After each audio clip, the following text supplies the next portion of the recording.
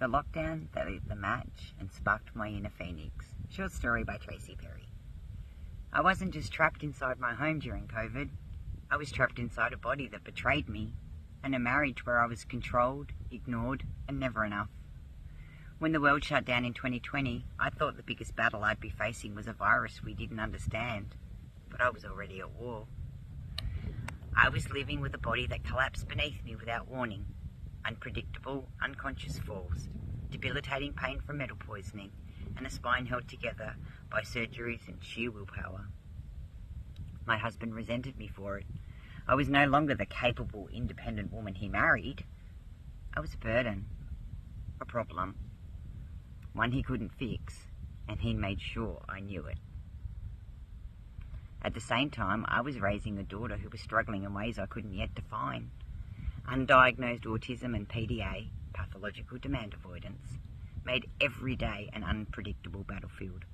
The meltdowns, the crushing anxiety that made school an impossible dream for her, no matter how much she wanted to be there. The way the world dismissed both of us.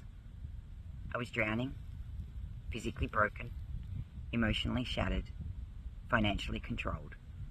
And as Melbourne's lockdowns dragged on, I realised something chilling. The world outside had stopped, but my prison had been here all along. Melbourne's second last lockdown wasn't just a moment in history, it was my moment of reckoning. One morning, after another night of silence as punishment, another fight over how I was too much work, another moment of being made to feel like I was nothing, I realised if I stayed, I wouldn't survive. I wasn't just fighting to escape a toxic marriage. I was fighting to stay alive. So I left. With my 8-year-old daughter beside me and the one disability support worker I was allowed under lockdown rules to help me move safely, I walked away. No backup plan, no safety net. Just the undeniable truth. If I didn't leave, I wasn't going to make it. We drove into the unknown. Emergency accommodation was our first step. It wasn't safe, it wasn't ideal, but for the first time in years I could breathe. But freedom doesn't erase the fear. It doesn't undo the years of being told, you can't survive without me. It doesn't silence the doubt screaming, what if he was right? What if I really am nothing? But somewhere, between those nights of uncertainty, something started to shift. A whisper, a voice I hadn't heard in years. You're not done yet, Trace. It wasn't loud, it wasn't forceful, but it was steady, and it was mine. For years I had silenced myself, muted my own needs, my own fire, my own voice. But that whisper, it wasn't just a thought, it was a command. I fought through a divorce with a narcissistic man who spent years making me believe I couldn't survive without him. I sold the family home and moved with my daughter and 85-year-old parents to the country, building a life from scratch. I battled PTSD from years of falls, trauma of control, and the crushing weight of rebuilding my health while being the sole provider for my family. And in the middle of it all, I did something I never saw coming. I built a new identity.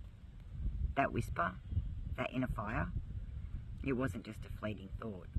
It was my rebirth. One night, staring at my journal, the name came to me, InnerPhoenix. Not just as a name or a brand, business, but as a truth. I had burned down over and over again, but every single time I rose. I wasn't the woman I was before. I wasn't just rebuilding my life. I was creating something entirely new. The phoenix doesn't rise as it was. It rises as something more. And that's when I knew this wasn't just my story. This was my mission.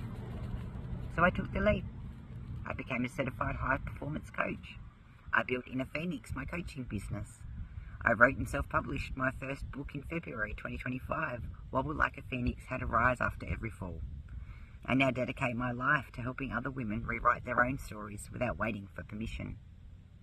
COVID didn't just disrupt my life, it forced me to see clearly. It made me realise I wasn't just locked down, I was locked in. And when the world shut down, I chose to break free. Now I lead women through their own reinventions. I coach them to rise from their ashes, to reclaim their fire, and to rewrite their own stories. Because the lockdowns may have closed many doors, but for me, they opened the only one that ever truly mattered. From my heart to yours. Much love.